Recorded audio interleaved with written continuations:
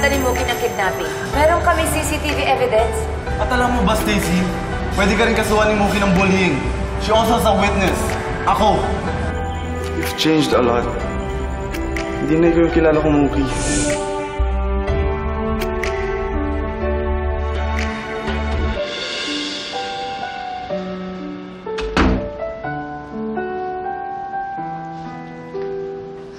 What's with the sad face, baby girl?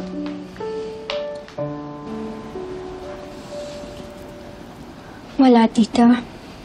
Si Zane lang. Sabi niya sa akin ayaw na daw niya sa akin. Kasi ang laki daw po ng pinagbago ko. Don't blame yourself, Mookie. It's not your fault. Ang sisihin mo, ang nanay mo. Nagrebelde ka kasi iniwan ka ni Emma. And that's understandable. Kailangan mo ng nanay na mag-guide sa'yo at magtuturo sa'yo. And where was Emma when you needed her? Kita mo, baby girl? Pinaasa ka ng nanay Emma mo. Pinaniwala ka niya na mahal ka pa rin niya.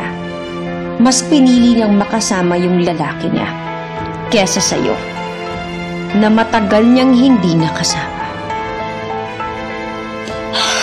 What kind of a mother is that?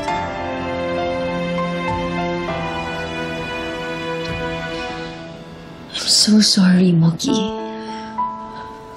You know, somehow, may kasalanan din ako dito eh. Because as your tita, I should have stepped up and guided you. Tita, hindi niyo po kailangan mag-sorry. Mabait po kayo. Pero yung si nanay, sobrang sama niya. Hindi ko po mapapatawan lahat ng ginawa niya sa akin. Pati kay tatay.